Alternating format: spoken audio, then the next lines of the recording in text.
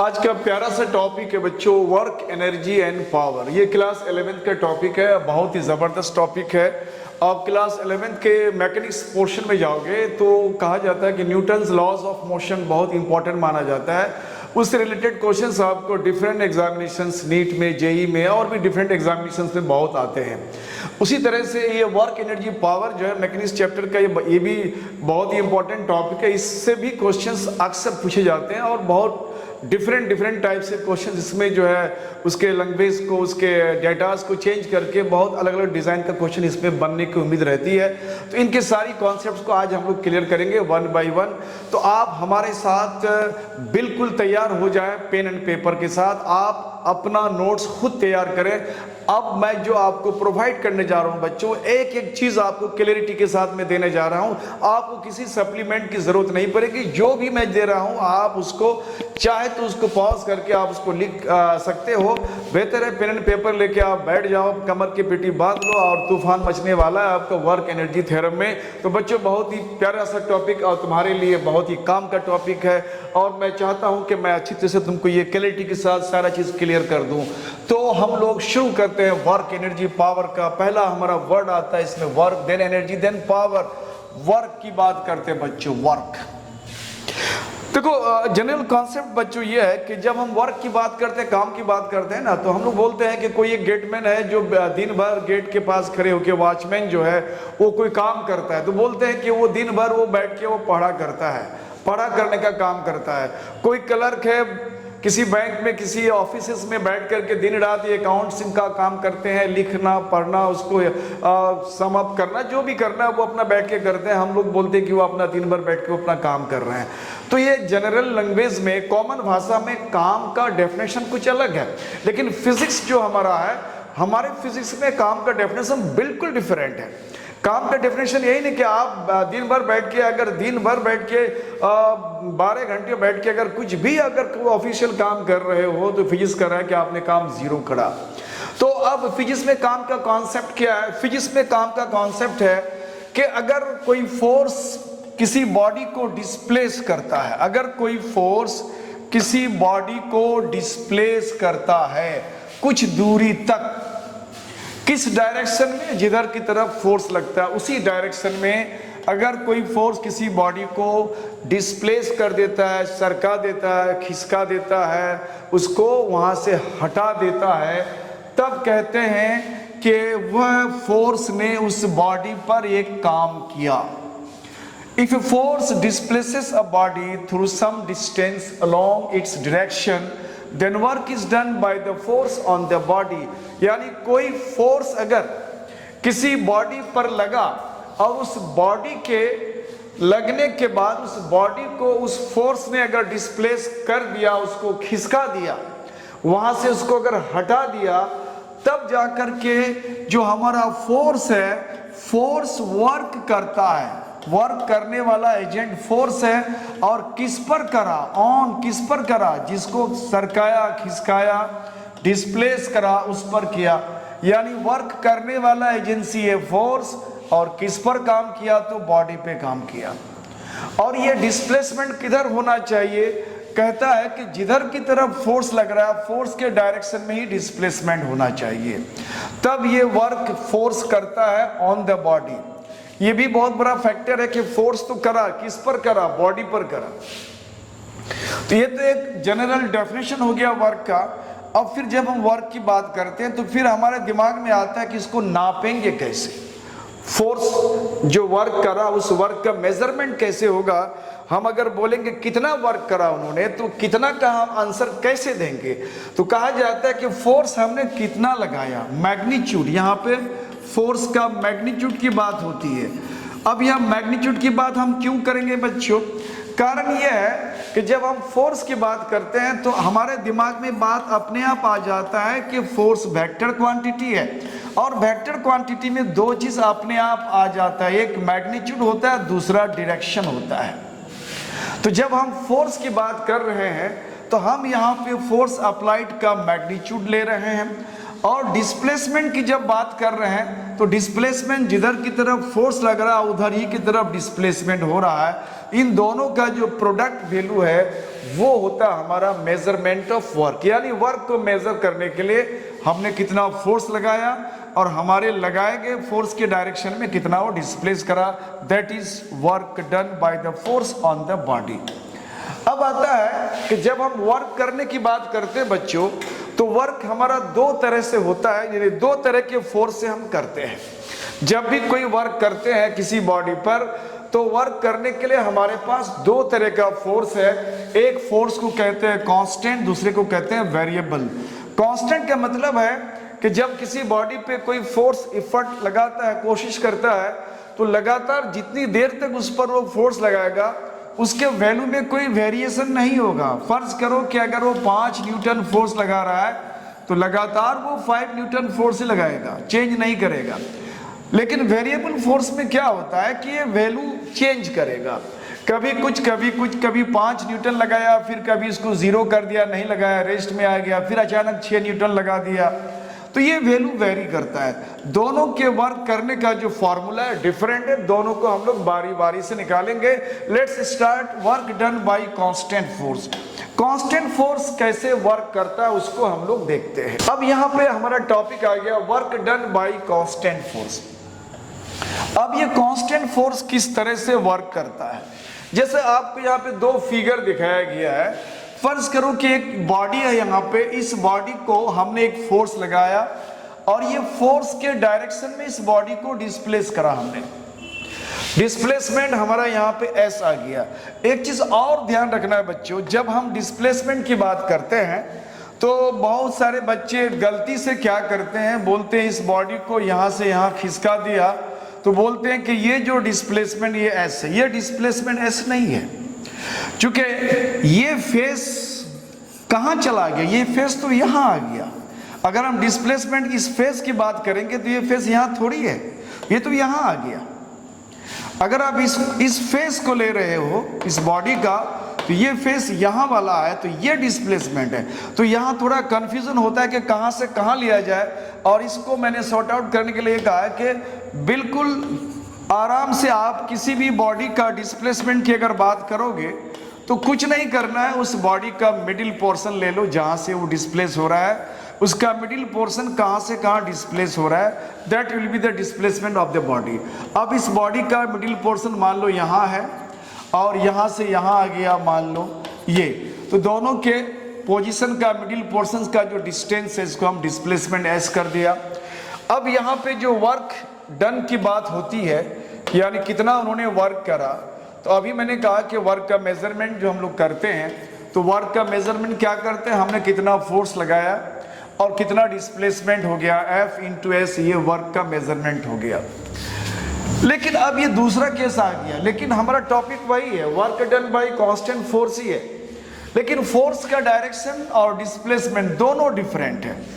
Generally इस तरह का केस कहाँ आता है बच्चों, मान लो कोई एक ट्रॉली है, मान लिया कि कोई एक ट्रॉली है और ये ट्रॉली को हम लोग लेके खींच रहे हैं, और इस ट्रॉली में मान लिया जाए कि यहाँ पे रोलर्स लगा हुआ है, और इस ट्रॉली को पकड़ के हम लोग इस डायरेक्शन में लेके खींच रहे हैं।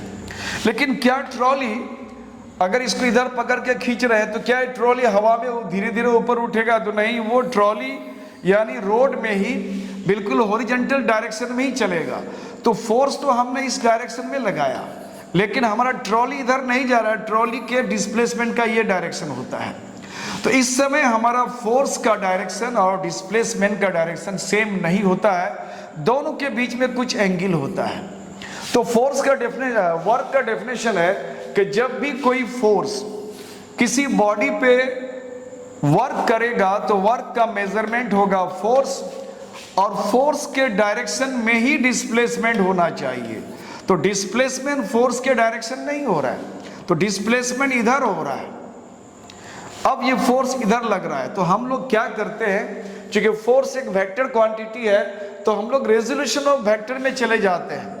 किसी भी वेक्टर को हम रिजॉल्व कर सकते हैं किसी भी डायरेक्शन में। मान लो कोई एक वेक्टर क्वांटिटी इधर है और इसका वैल्यू हमें इधर निकालना है।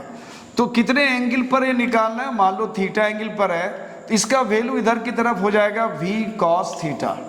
ये ऑलरेडी रेजोल्यूशन ऑफ वेक्टर मैंने बता रखा है, अगर आपने हमारे वीडियोस को देखा होगा वेक्टर्स में जा करके तो वहां पे ये चीज आपको क्लियर हो जाएगा, उसको जाके जरूर देख सकते हो। बड़े लेंथ का वीडियो नहीं है, बहुत छोटा है, आराम से उसको समझ सकते हो। तो अगर ये फोर्स इधर काम कर रहा है तो डिस्प्लेसमेंट इधर नहीं हो रहा है, इधर हो रहा है। तो अब इस फोर्स का इधर की तरफ हम कंपोनेंट लेते हैं, इसको बोलेंगे F cos थीटा। जैसे फोर्स इधर लगा लेकिन डिस्प्लेसमेंट हमारा इधर हो रहा है, तो इस फोर्स का इधर की तरफ कंपोनेंट हो जाएगा F cos थीटा। यानी जितना एंगल यहाँ पे वो सबटेंड करता है उस एंगल के कॉस से मल्टीप्लाई करना होता है, उस एंगल के कॉस से मल्टीप्लाई करना होता है, यानी F cos थीटा। अब ये फोर्स का ये वैल्यू नहीं लेकर के हम लोग ये वैल्यू लेंगे, ये वैल्यू फोर्स का और ये डायरेक्शन डिस्प्लेसमेंट का, दोनों एक तरफ है। अब यहाँ पे हम लोग वर्क डन जो होता है उसका मेजरमेंट आराम से कर सकते हैं। जो वर्क डन का डेफिनेशन है कि वर्क डन क्या है, तो बोला कि वर्क डन जो है, वर्क डन है फोर्स किधर की तरफ, डिस्प्लेसमेंट की तरफ। फोर्स कितना है, तो डिस्प्लेसमेंट की तरफ फोर्स इसका है F cos थीटा। तो अब यहाँ फोर्स की जगह हो जाएगा F cos थीटा और डिस्प्लेसमेंट यहाँ पे कितना ले रहा है, S ले रहा है। तो अब ये वैल्यू हो गया F cos theta into S।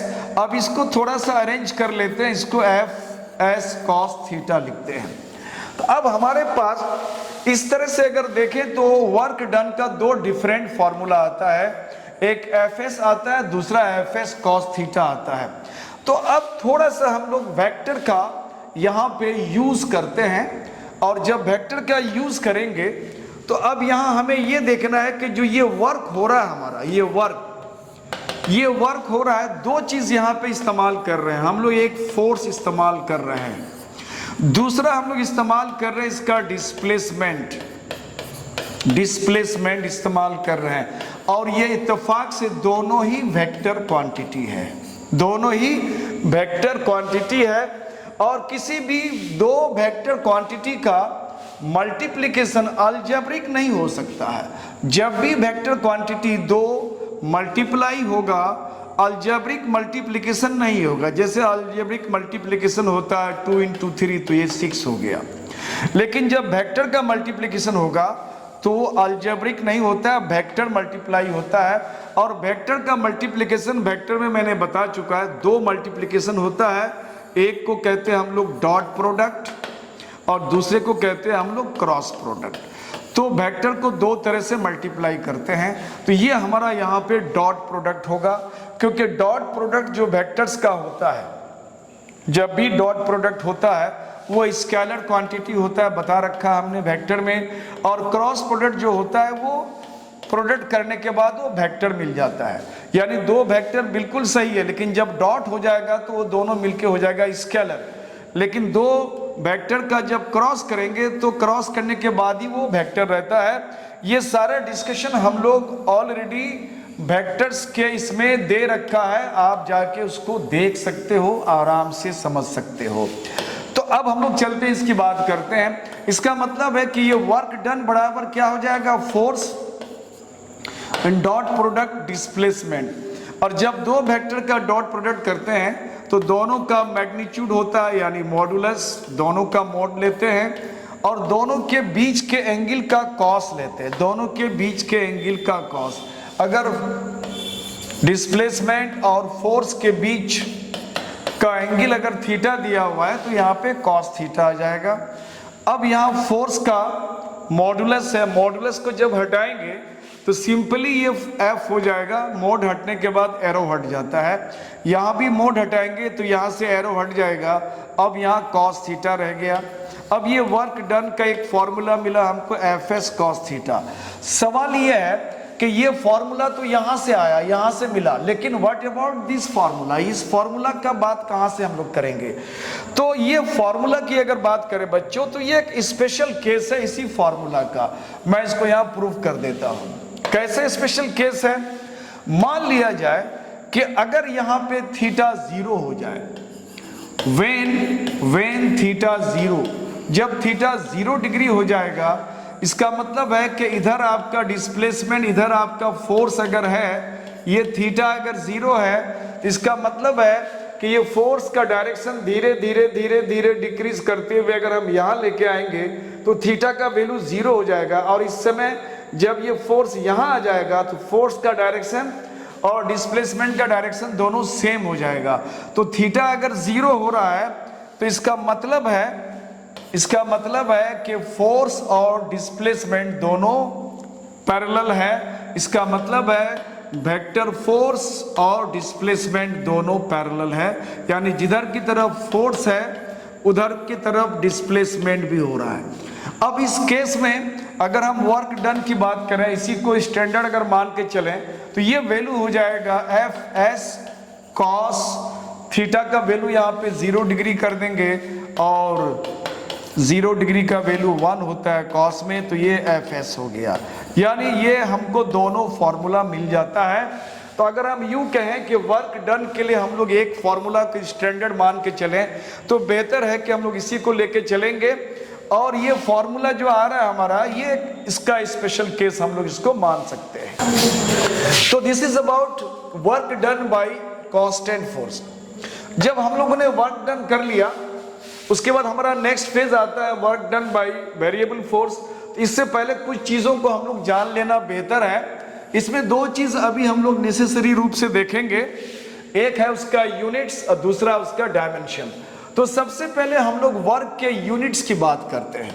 तो सबसे पहले हम इसके यूनिट की बात करते हैं कि यूनिट क्या है। तो अब जब यूनिट की बात करते हैं तो कॉमनली हमारे दिमाग में 2 यूनिट तो अक्सर आ जाता है। एक को बोलते हैं हम लोग एसआई यूनिट, दूसरे को बोलते हैं हम लोग सीजीएस यूनिट। तो एसआई की जब बात करेंगे तो एसआई में भी 2 ग्रुप में बंटता है। एक को कहते हैं हम लोग एब्सोल्यूट और दूसरे को कहते हैं हम लोग ग्रेविटेशनल। यानी एसआई में 2 यूनिट आ गया। उसी तरह से सीजीएस की बात करेंगे तो इसमें भी 2 आ जाएगा। एक को यहां भी हम लोग बोलेंगे एब्सोल्यूट और दूसरा आता है ग्रेविटेशनल। अब अगर हम एब्सोल्यूट की बात करेंगे तो एब्सोल्यूट जो यूनिट है यहां पे, तो एब्सोल्यूट में इसको हम लोग जूल बोलते हैं, ये साइंटिस्ट के नाम से है। और जब ग्रेविटेशनल की बात करते हैं तो शॉर्ट में इसको केजीएम कहते हैं। और अगर फुल फॉर्म लिखना है तो इसको बोलते हैं किलोग्राम मीटर। इसी तरह से सीजीएस में अगर जाते हैं वर्क का यूनिट, तो एक एब्सोल्यूट होता है, एब्सोल्यूट में इसको अर्ग कहते हैं। और उसके बाद सीजीएस का ही ग्रेविटेशनल यूनिट है तो इसको हम लोग जीसीएम कहते हैं, जीसीएम। और इसका फुल फॉर्म हो जाता है ग्राम सेंटीमीटर। तो ये हुआ वर्क से रिलेटेड यूनिट्स। अगर हम यूं कहें कि हमारे पास वर्क के लिए 4 यूनिट हो गया, 2 एसआई में आ गया और 2 हमारे सीजीएस में आ गया। अब ये सारे यूनिट्स के बारे में फिर जानना है, इन यूनिट्स का डेफिनेशन, इनके वैल्यूज के बारे में भी हम लोग बारी बारी से जानेंगे। तो आते हैं हम लोग सबसे पहले जूल के बारे में। जूल के बारे में कहा जाता है कि ये 1 जूल वर्क या जूल वर्क का जो यूनिट है वो क्या है। तो सबसे पहले यहाँ पे हम फॉर्मूला हम लिख देते हैं वर्क का जो जनरल फॉर्मूला हम लोगों ने देखा वो एफ एस कॉस थीटा है, एफ एस कॉस थीटा। अब यहाँ जूल का डेफिनेशन दे रहा है कि 1 न्यूटन फोर्स किसी बॉडी को डिस्प्लेस कर रहा है 1 मीटर से। ध्यान रहे, फोर्स का मैग्नीट्यूड 1 मीटर है और डिस्प्लेस कितना कर रहा है, 1 मीटर कर रहा है। किस डायरेक्शन में, जिधर फोर्स लग रहा है फोर्स के डायरेक्शन में, डायरेक्शन ऑफ फोर्स। तब जाकर के जो वर्क होता है उस वर्क को हम लोग 1 जूल कहते हैं। यानी कोई एक बॉडी है, हमने इस पर फोर्स लगाया, इसमें फोर्स लगाया कितना, 1 न्यूटन, और इस बॉडी को हमने डिस्प्लेस इस बॉडी को हमने यहां से डिस्प्लेस करा 1 मीटर से, यानी डिस्प्लेसमेंट का डायरेक्शन फोर्स के डायरेक्शन में है। तो इस समय ये 1 न्यूटन फोर्स 1 मीटर की दूरी से जो डिस्प्लेस करा उस वर्क का नाम हो गया 1 जूल। अब यहां इस फोर्स का जो फॉर्मूला है, फोर्स और डिस्प्लेसमेंट का जो फॉर्मूला, यहाँ पे इसको सब्स्टिट्यूट करते हैं, इनके साथ हमारा cos थीटा वैल्यू आ जाएगा। फोर्स हमारा यहाँ 1 न्यूटन है, डिस्प्लेसमेंट हमारा 1 मीटर है, और चूंकि डिस्प्लेसमेंट फोर्स के डायरेक्शन में हुआ है इसलिए थीटा का वैल्यू क्या हो जाएगा, 0 हो जाएगा, 0 डिग्री, एंड cos 0 डिग्री 1 आ जाता है। तो अगर हम यहाँ बात करें कि 1 मल्टीप्लाइड 1 मल्टीप्लाइड 1 1 हो जाएगा, और यहाँ यूनिट की बात करेंगे तो ये न्यूटन है और यहाँ पे मीटर है। उस समय ये जो वर्क होगा, इस वर्क को हम लोग 1 जूल कहेंगे। यानी अगर हम 1 जूल की बात करेंगे बच्चों, तो 1 जूल को हम लिख सकते हैं 1 न्यूटन मीटर। कभी कभी एसआई में होता है कि जूल नहीं दिया अगर है तो ये चीज दिया रहेगा, तो इसको भी ध्यान देना है कि अगर एसआई यूनिट ऑफ मान लिया वर्क पूछ दिया और वहां पे हमें जूल अगर नहीं नजर आ रहा है, तो अगर ये न्यूटन मीटर दिया हुआ है तो समझ लेना कि ये भी एसआई यूनिट है, यानी 1 joule equal to 1 newton metre. तो ये हुआ जूल का डेफिनेशन। अब आता है हमारा केजीएम का डेफिनेशन। केजीएम का डेफिनेशन,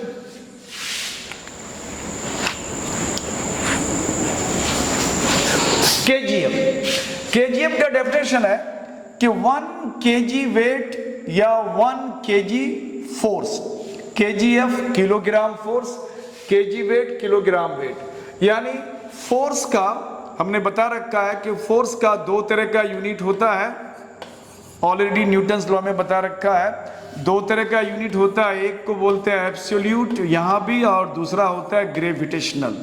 तो अगर एसआई में बात करेंगे तो एसआई में एब्सोल्यूट जो होता है वो न्यूटन होता है, और अगर हम ग्रेविटेशनल की बात करेंगे तो हम लोग केजी एफ या केजी वेट कहते हैं। फोर्स का एक दूसरा यूनिट है एसआई में ही, केजी एफ या फिर केजी वेट।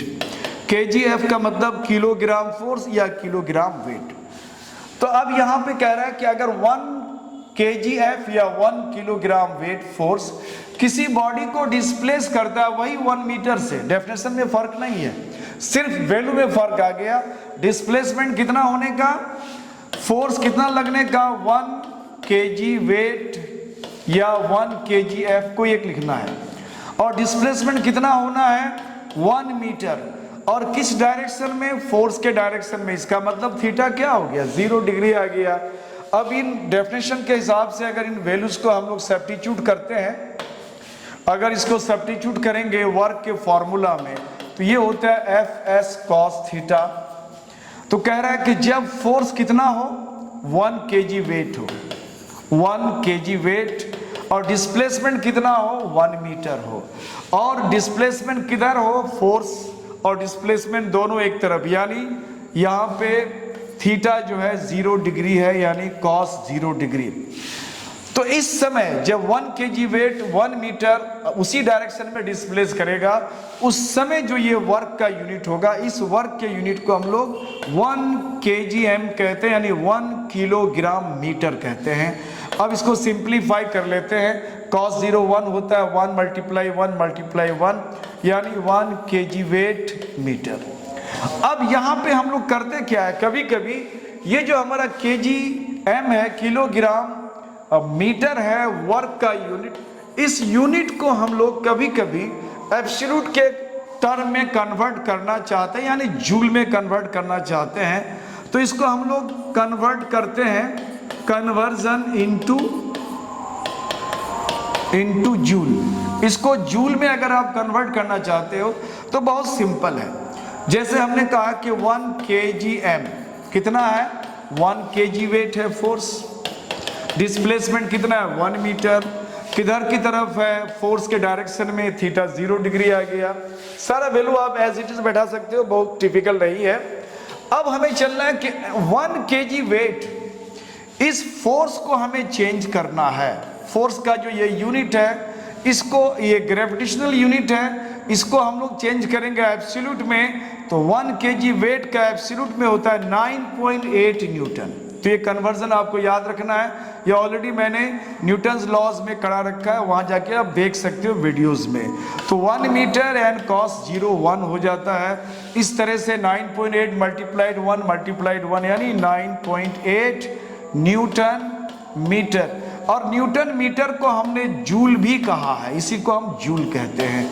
इसका मतलब है कि 1 kgm यानी 1 किलोग्राम मीटर जो वर्क का यूनिट है वो 9.8 जूल के बराबर होता है। अक्सर ये कन्वर्जन पूछा जाता है बच्चों, तो इसको भी ध्यान रखना है। अब आते हैं हम लोग नेक्स्ट, ये हमारा केजीएम था।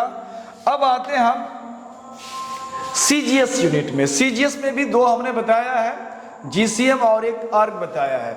आर्क का डेफिनेशन है, यहाँ पे 1 डाइन फोर्स लगेगा, डिस्प्लेसमेंट कितना होना चाहिए, 1 सेंटीमीटर होना चाहिए। किधर होना चाहिए, फोर्स के डायरेक्शन में होना चाहिए। उस समय जितना वर्क होगा वो 1 आर्क हो जाएगा। यानी हमारा फोर्स कितना होने का, 1 डाइन होना चाहिए। डिस्प्लेसमेंट कितना होना है, 1 सेंटीमीटर। किस डायरेक्शन में होना है, फोर्स के डायरेक्शन में, यानी थीटा 0 डिग्री। अब जो हमारा जनरल फॉर्मूला बच्चों, वर्क होता है F(s cos थीटा)। अब यहाँ पे सारे वैल्यूज को बैठा दे। अगर हमने फोर्स को 1 डाइन करा, फोर्स को 1 डाइन करा, डिस्प्लेसमेंट को 1 सेंटीमीटर करा, और दोनों पैरेलल एक डायरेक्शन में है तो 0 डिग्री हो जाएगा। कह रहा जब ये 1 डाइन फोर्स 1 सेंटीमीटर उसी डायरेक्शन में डिस्प्लेसमेंट कर देता है, उस समय जो वर्क होता है उस वर्क को हम लोग 1 आर्क कहते हैं। दैट वेरी वर्क हो जाएगा 1 आर्क। अब इन सबको मल्टीप्लाई करो, cos 0 का वैल्यू 1 होता है, 1 1 1, तो ये हो गया 1 डाइन सेंटीमीटर। यानी 1 आर्क की अगर बात करें तो ये 1 आर्क हो गया 1 डाइन सेंटीमीटर। तो ये एक वैल्यू आ गया। कभी कभी आर्क और जूल में रिलेशन मांगता है, तो इस रिलेशन को हम लोग यहाँ इस्टेब्लिश कर सकते हैं आराम से। तो इसको थोड़ा सा मैं एनबी में डाल के बता देता हूँ। यहाँ लिख देता हूँ मैं relation between joule and arc, joule और आर्क में रिलेशन। बच्चों सबसे पहले हम चलते हैं 1 जूल वर्क की जब बात करा था तो हमने कहा था कि 1 न्यूटन फोर्स लगेगा और 1 मीटर डिस्प्लेसमेंट करेगा। डिस्प्लेसमेंट किधर होगा, फोर्स के डायरेक्शन में, cos 0 हो जाएगा। अब 1 न्यूटन जो होता है, हम लोगों ने लॉज ऑफ मोशन में ये सारा कन्वर्जन रखा है। 1 न्यूटन बराबर होता है 10 पावर 5 जूल। 1 न्यूटन होता है 10 पावर 5 डाइन, सॉरी जूल बोल दिया मैंने। तो 1 न्यूटन जो होता है, इसको सीजीएस में कन्वर्ट करा है हम लोगों ने न्यूटन्स लॉ में, तो इसको हम लोग बोलते हैं 10 पावर 5 डाइन। अब ये 1 मीटर को हमें सीजीएस में कन्वर्ट करना है, तो ऑब्वियस है 1 मीटर जो होता है वो 100 सेंटीमीटर होता है। 100 को 10 का स्क्वायर भी कह सकते हैं हम लोग। तो ये हो गया सेंटीमीटर और cos 0 1 आता है। अब ये सारे वैल्यूज को अगर हम मल्टीप्लाई करें, 10 पावर 5 और यहाँ 10 पावर 2, दोनों का बेस सेम है तो पावर ऐड होता है, यानी 5 + 2 7। और यहाँ हो गया यूनिट के शक्ल में, यहाँ डाइन रहा और यहाँ पे सेंटीमीटर रहा। तो ये 10 पावर 7 डाइन सेंटीमीटर को अभी हमने कुछ देर पहले आर्क कहा, यानी 1 जूल इक्वल टू होता है 10 power 7 arc. This is about arc. Arc का डेफिनेशन, यहाँ पे हमने जूल और आर्क का रिलेशन भी स्टैब्लिश करा। सीजीएस में बच्चों एक यूनिट और होता है जिसको हम लोग जीसीएम कहते हैं। जीसीएम यानी ग्राम सेंटीमीटर। तो यहाँ पे डेफिनेशन क्या होगा कि 1 ग्राम फोर्स या 1 ग्राम वेट, यानी फोर्स का सीजीएस यूनिट है 1 ग्राम फोर्स या 1 ग्राम वेट किसी बॉडी को कितना सेंटीमीटर खिसका देता है, 1 सेंटीमीटर। किधर, तो जिधर फोर्स लग रहा है उसी डायरेक्शन में। तो उस समय जो वर्क होगा उस वर्क का नाम होगा 1 जीसीएम। यानी बच्चों यहाँ फोर्स कितना लगना है हमें, 1 ग्राम फोर्स 1 GF यानी ग्राम फोर्स, या 1 ग्राम वेट G वेट। और डिस्प्लेसमेंट कितना होना है 1 सेंटीमीटर। किधर डिस्प्लेसमेंट हो रहा है थीटा 0 डिग्री, मतलब दोनों एक ही तरफ है। अब ये हमारा वर्क का जो डेफिनेशन है एफ एस कॉस थीटा, हमेशा यही यूज करेंगे बच्चों, कोई दूसरा फॉर्मूला यूज नहीं करना है। फोर्स के लिए हमने कितना लिया 1 GF, डिस्प्लेसमेंट हमने कितना लिया 1 सेंटीमीटर, और कॉस 0 डिग्री लेते हैं यहाँ पे। अब इन सारे वैल्यूज को मल्टीप्लाई, अब यहाँ कह रहा है कि जब ये 1 GF फोर्स अगर काम करता है, 1 GF फोर्स जब काम करेगा उस समय जो वर्क होगा उस वर्क का नाम होगा 1 GCM। तो ये वर्क का नाम यहाँ हो जाएगा 1 GCM।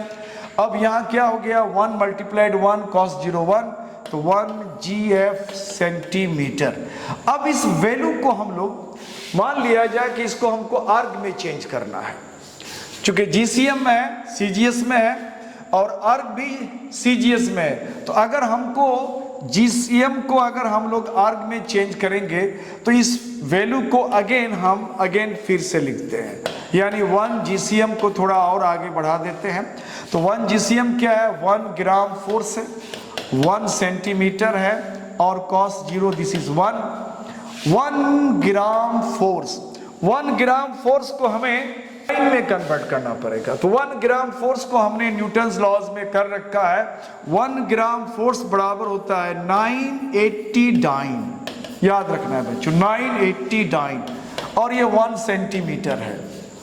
अब अगर इसको मल्टीप्लाई किया फाइनली 980 और ये डाइन और ये हो गया सेंटीमीटर, और डाइन सेंटीमीटर को हम आर्क कहते हैं, यानी 1 GCM इक्वल टू हो गया 980 डाइन को हम आर्क कहते हैं। तो यहाँ पे आपको फोर्स के डिफरेंट यूनिट्स के बारे में बताया गया, और उन यूनिट्स का वैल्यू कैसे निकाला जाता है, उसका रिलेशन भी कैसे होता है, ये सारी बातें मैंने बताया। ये सारे आपके एग्जाम में अक्सर पूछे जाते हैं, स्पेशली नीट एग्जाम में इस तरह का कन्वर्जन आपको बहुत आता है। तो ये सब चीज़ आपको थोड़ा प्रैक्टिस भी होना और याद भी रखना है। और फाइनली हम लोग थोड़ा सा देख लेते हैं इसका डायमेंशन की बात, क्योंकि इसमें हमारा यूनिट्स डायमेंशन दोनों जुड़ा हुआ है। तो अगर हम डायमेंशन की बात करते हैं यानी डायमेंशनल फॉर्मूला, तो डायमेंशनल फॉर्मूला की जब हम बात करेंगे वर्क का, डायमेंशनल फॉर्मूला ऑफ वर्क, तो डायमेंशनल फॉर्मूला ऑफ वर्क की बात करेंगे तो सबसे पहले हम उसके फॉर्मूला पर चलेंगे वर्क का। तो इसके फॉर्मूला है एफ एस कॉस थीटा। तो हमें पता होना चाहिए फोर्स का डायमेंशनल फॉर्मूला होता है mLT पावर -2, डिस्प्लेसमेंट यानी उसके लिए L लेते हैं, और कोसाइन फंक्शन का कुछ नहीं होता डायमेंशन, उसको हम लोग छोड़ देते हैं। तो इस तरह से इसका डायमेंशनल फॉर्मूला हो जाता है बच्चों MLL2 हो जाएगा NT पावर -2। ये हुआ डायमेंशनल फॉर्मूला वर्क का, यानी वर्क का ये डायमेंशनल फॉर्मूला है। कभी कभी ये पूछा जाता है कि वर्क के डायमेंशनल फॉर्मूला में टाइम का डायमेंशन क्या है। तो ये जो पावर्स है अंडर स्टूड या पावर 1 है, ये जो पावर है पावर को हम डायमेंशन कहते हैं। यानी अगर ये पूछ दिया जाए कि dimension of mass in work में मास का डायमेंशन क्या है, तो बोलना 1। और अगर बोलेगा dimension of length in work में लेंथ का डायमेंशन क्या है, तो बोलना है यहाँ पे 2। और अगर डायमेंशन ऑफ टाइम मांगता है इन वर्क तो ये बोलना -2। पावर को सिंपली डायमेंशन कहते हैं, और एज ए होल ये पूरा एक्सप्रेशन का नाम है डायमेंशनल फॉर्मूला। तो ये जो आपका क्लास हुआ बच्चों, ये जो हमारा वीडियो अपलोड हुआ, आपने जो देखा इसको, और मेरा तो कहना है कि आप जब भी बैठो पेन एंड पेपर के साथ बैठो, आप बड़े आराम से इसका नोट्स आप खुद तैयार कर सकते हो। इसमें ऐसा कोई चीज़ मैंने छोड़ा ही नहीं जो आपके नोट्स से आपको बिल्कुल अलग होगा। जितना कंटेंट आपको इससे रिलेटेड नोट्स में आना चाहिए, सारा कंटेंट मैंने आपको प्रोवाइड करा। अगर आपको इत्मीनान से लिखना है तो आप हमारे वीडियोस को चलते हुए में किसी पॉइंट पे उसको पॉज कर दो, आराम से उसको लिख लो, और किसी सप्लीमेंट की जरूरत पड़ेगी नहीं। Thank you for watching my channel.